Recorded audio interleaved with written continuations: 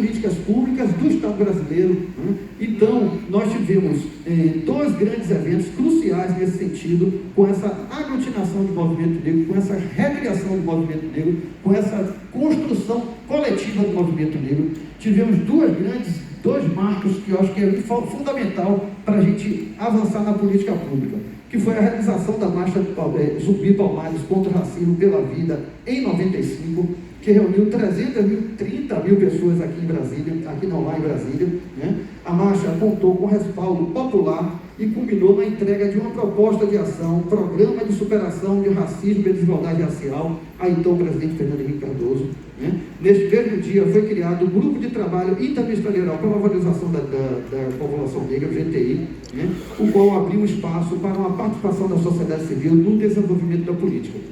Porém, isso não avançou, né, para além do aconselhamento desses dois fóruns para o movimento, para as autoridades do movimento. Tanto o GTD quanto o GTI só ficou no aconselhamento. Né?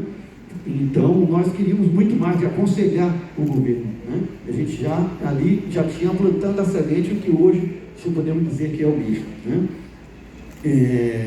E o segundo fato importante foi a Conferência Mundial contra o Racismo, a Discriminação Racial, Xenofobia e Formas Correlatas de Intolerância, realizada em Durban em 2001, que contou com a participação numerosa da delegação da sociedade civil brasileira, inclusive com a relatora geral, né, da conferência. Né?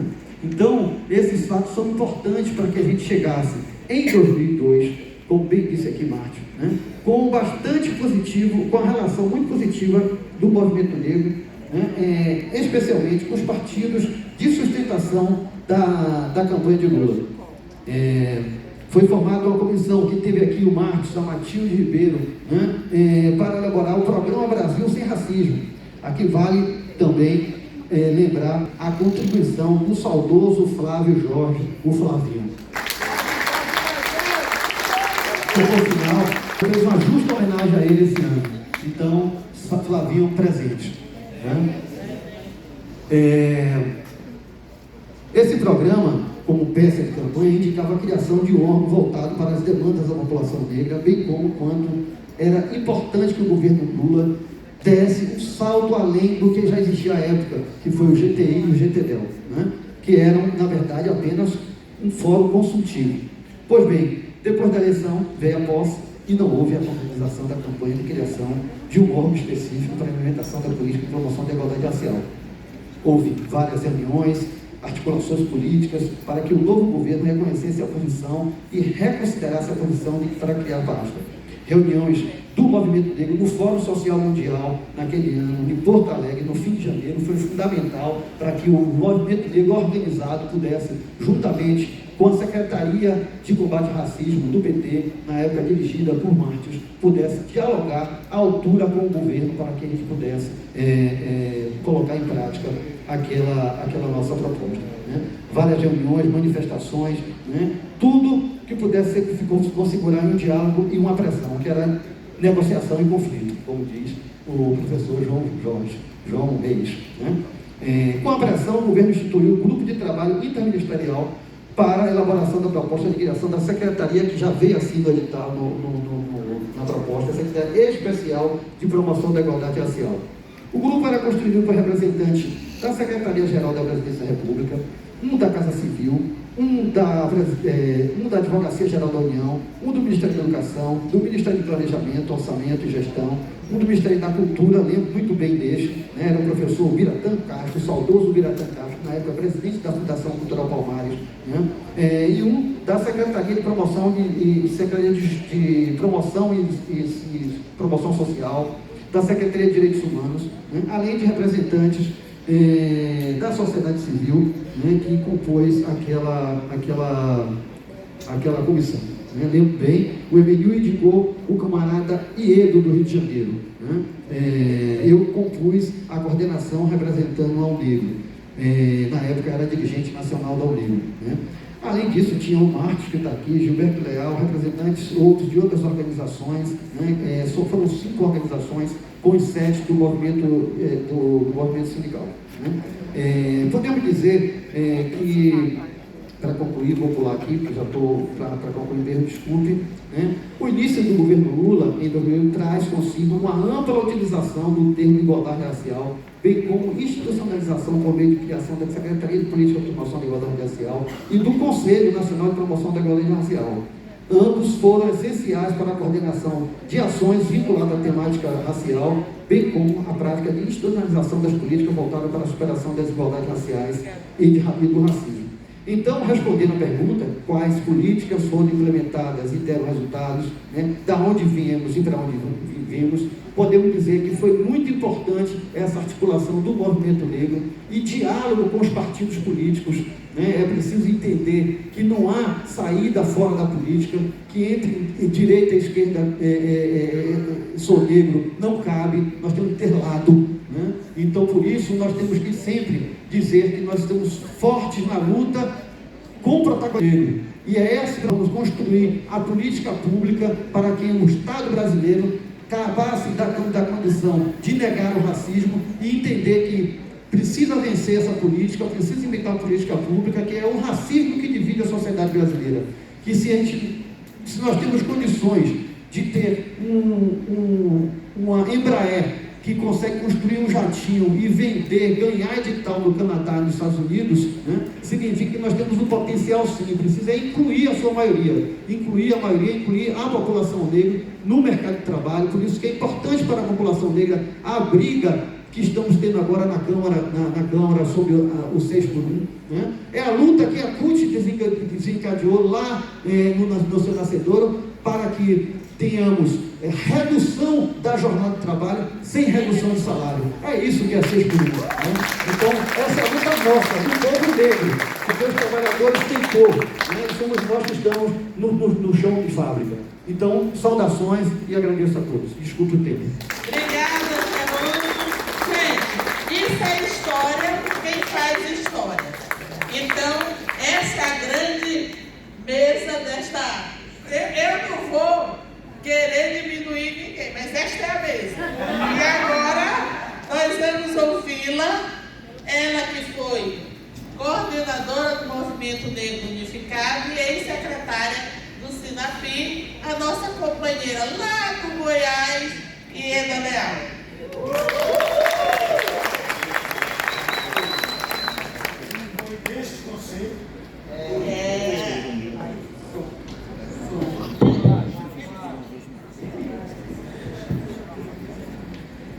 Bom dia. Bom dia.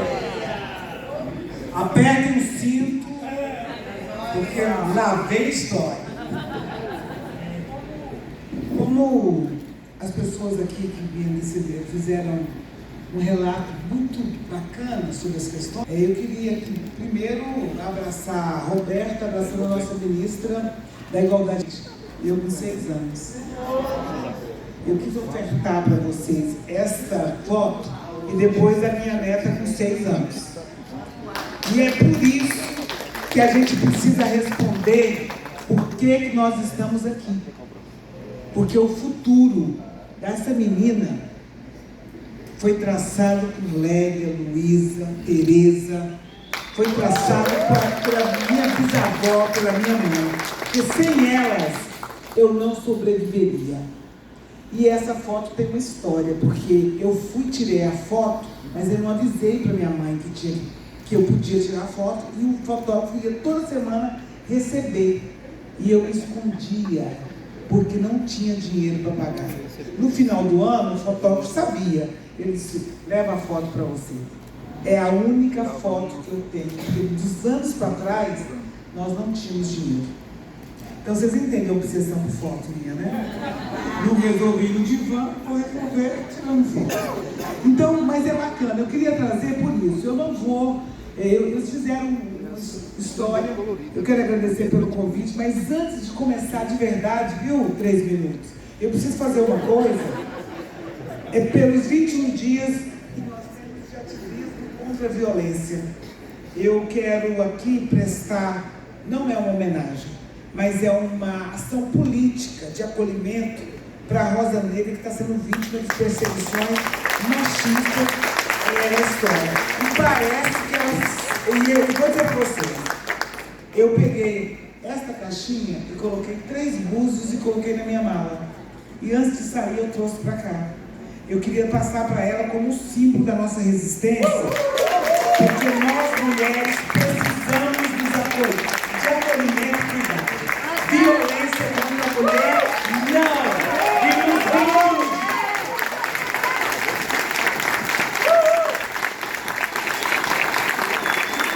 Fácil para a gente, com essa violência que está contra a gente aqui. E essa mulher guerreira. Você tem uma amiga, parceira, você sabe. Conta.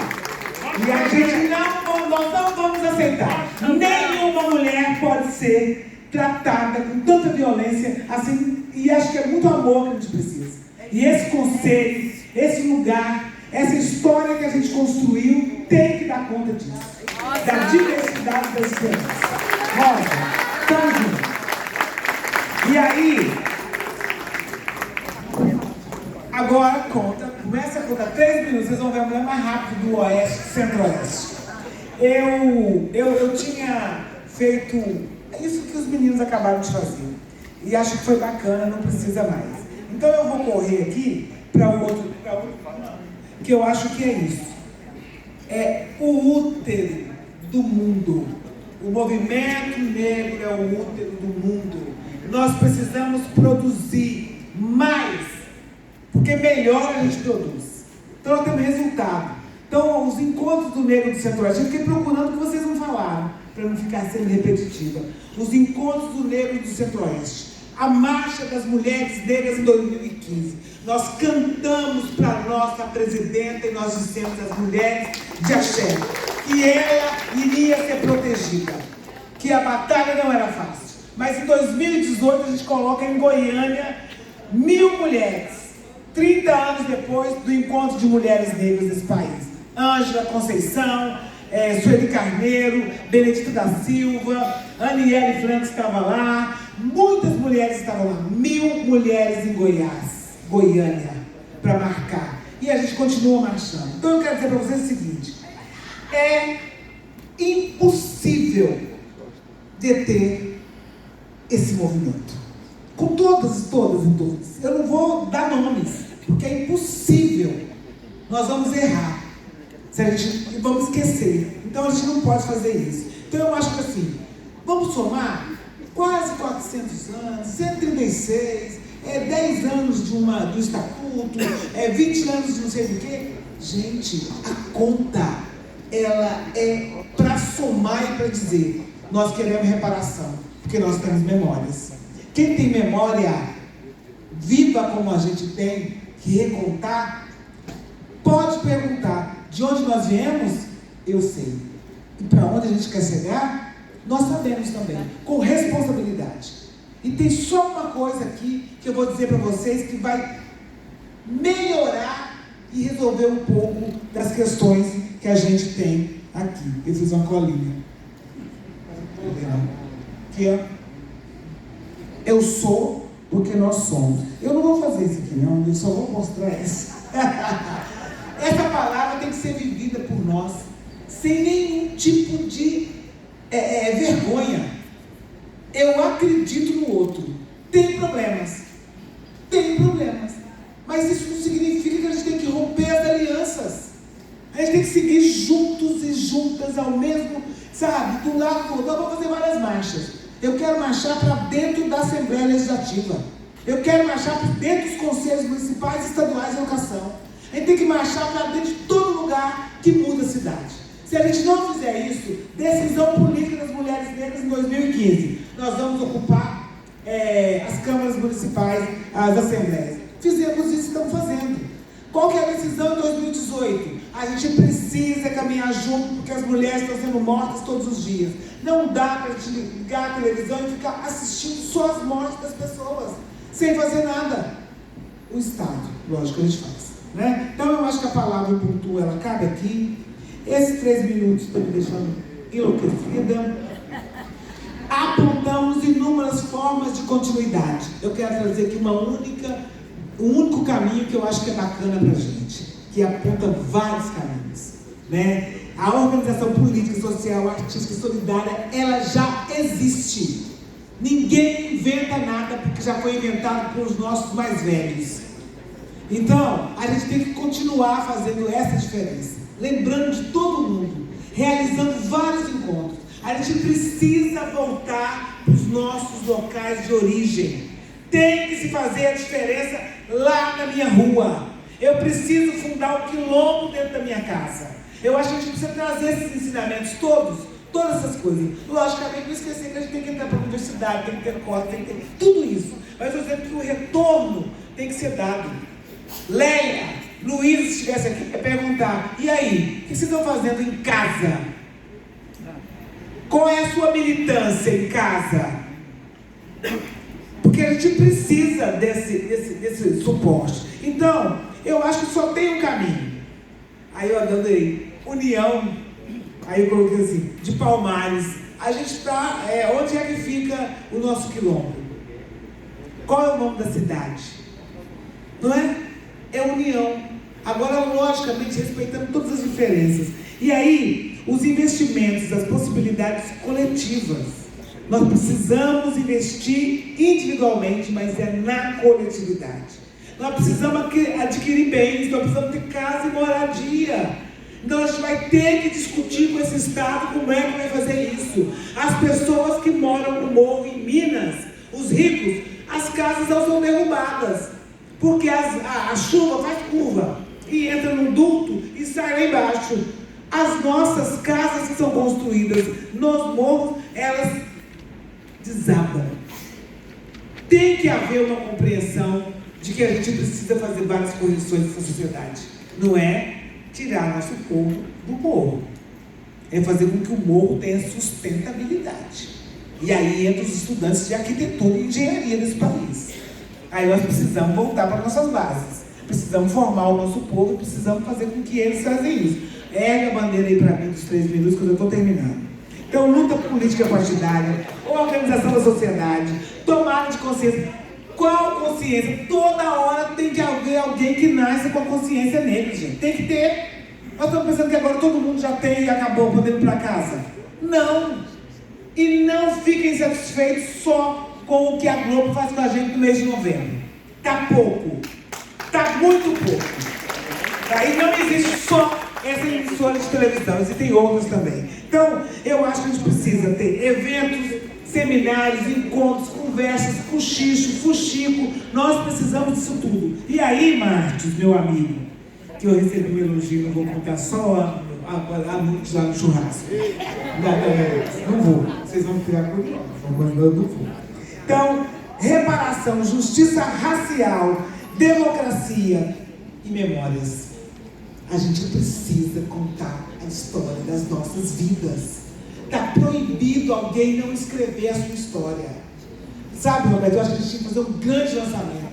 No 20 de novembro do ano que vem, além dos baobás que nós, do Movimento Negro Unificado, estamos plantando no Brasil todo, para reflorestar, para rearticular essa consciência negra do povo, nós precisamos publicar a sua história. A minha história, a história da minha mãe, a história da minha avó, dizer como é que essas pessoas conseguem e produzem tanta gente boa assim. Como é que sua mãe conseguiu te produzir assim, não é? Bonito, inteligente. O quê? Há controvérsias. Você entendeu? Como é que a gente consegue fazer isso? Como é que a gente chega com 60 anos com essa disposição? Dona Maria fez a tarefa. E a gente precisa contar a história dela. Tem que lançar a história. Gilberto Leal está ali. Eu lembro desse cara, achava ele lindo, maravilhoso, tá bonito ainda. Mas eu não chegava nem perto dele. A paixão que ele distribuía no Brasil, você sabe, não preciso contar. E aí agora eu vejo ele sentado ali. Tem que contar a história de resistência desse cara que está ali sentado. Sabe? Tem que contar essa história. Tem que transformar em música, em teatro, em dança. A gente precisa entender uma coisa. Cada um é de um jeito. A diversidade é que a gente ganha. A gente tem que unir. Portanto, minhas senhoras e meus senhores, meus amigos, eu digo aqui que eu não posso deixar de trazer para vocês esta mulher. Sempre, né? Como sempre. Cadê? Tia Ciata, sambista. Ela era uma sambista, articuladora política do samba que existe até hoje. E aí o pessoal chamava ela de curandeira. Baiana, eu sei. Mas ela não era baiana, não. Ela é do mundo. Para com isso. Carioca, ela era goiana. Por que eu trouxe elas pra cá? Porque ela curava. E aí ela chamava de curandeira. A gente sabe quais são as curas. O que o samba faz com a gente, o que a música faz pra gente. Então, Tia Ciata, presente aqui hoje. E eu quero trazer um pedaço de Negro Drama. Cabelo crespo e a pele escura. A ferida, a chaga, a procura da cura. Viva Tia Ciata, que nos curava de vários males. Mas ela entregava pra gente a possibilidade da resistência através do samba. E por isso que eu digo pra vocês, não é fácil ser negra nesse país. Mas eles não vão conseguir. Se querem meu sangue, terão o meu sangue. Muito bom.